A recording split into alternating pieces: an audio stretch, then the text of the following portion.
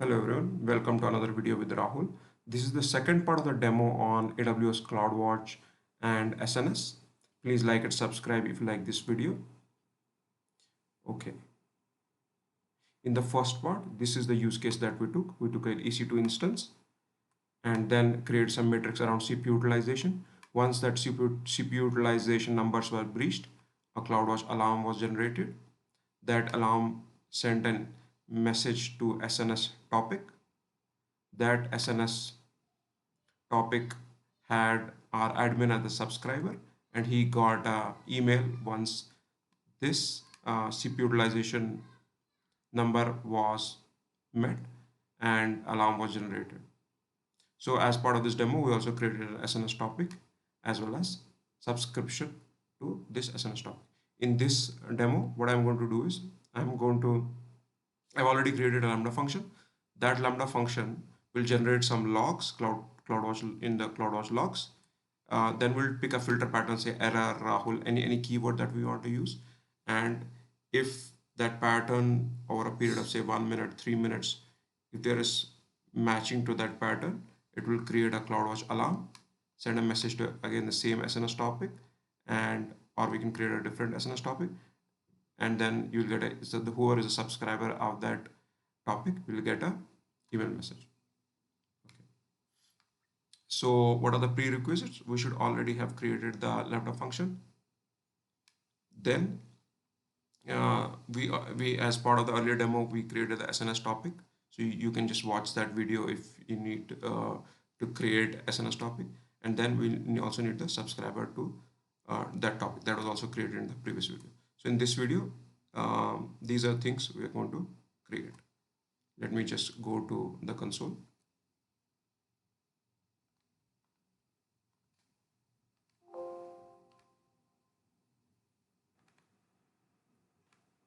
Okay, now I'm on CloudWatch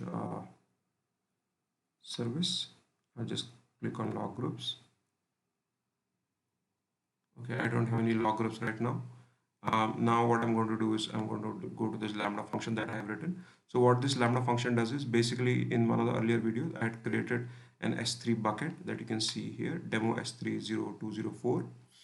And I then, if I just click on this one, you'll see I uploaded some sample JSON file.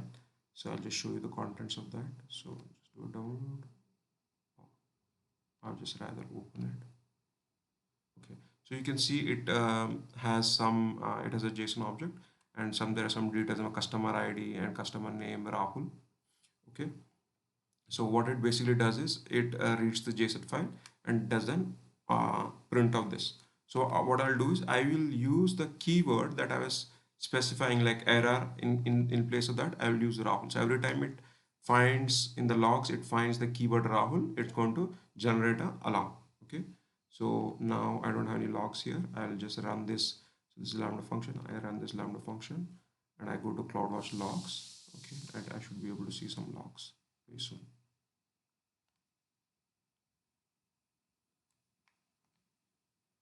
Okay, I can see the logs now. Let's see what's there in the logs. Okay, so you can see it has generated whatever was there in that JSON file.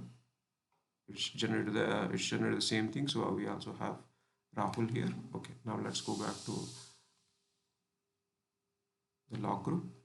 Okay, now what I'll do is I'll go to metrics filters. Okay, create new metric filter. Let me just open. In the metrics filter, now we went to the Lambda function. We created the log group was created. Now we went to the create metric filter. So now let me copy the filter pattern, which is Rahul. So every time it finds Rahul, it is going to generate a alarm. So filter pattern, specify the term, the pattern that you want the logs to create metrics. So you can have error, info, warning. Okay, so let me just put it as Rahul. This is just some test pattern, so I'll just ignore this. Go to next one. Okay, now what is a filter name? So filter name, let me just call it error filter. Okay, copy error filter pattern. We already got Rahul from the previous one. So what is the metrics name?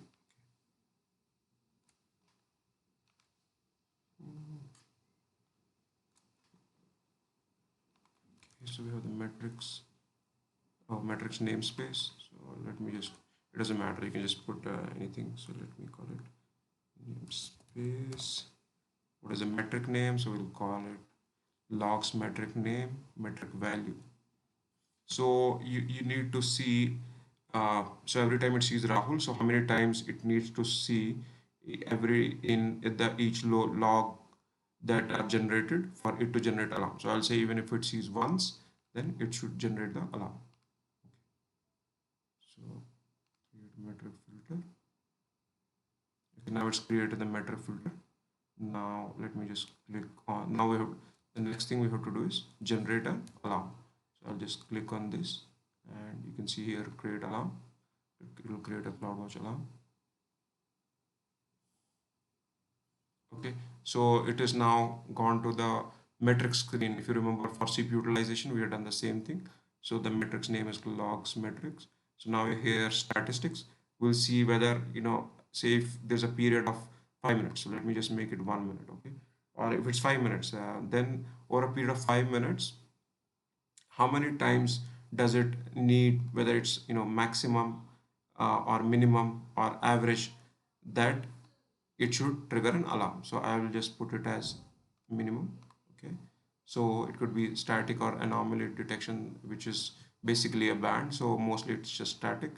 So how many times do I need to see Rahul for alarm to be generated? So I'll just put it 1. I'll put it as greater or equal. Next, it will send a email to the it will send a message to the SNS topic, which will send an email. So we'll to the subscribers, so we'll just use the same SNS topic that we had created in the previous email. You can just see it's also populated in my email. So next, we'll go alarm name as CloudWatch logs alarm. Next, okay, create an alarm. So our previous one on the CPU line is still there. So okay, I'll go to this Lambda function again. I'll run it again, and let's see if the logs are generated. We'll go back to the logs.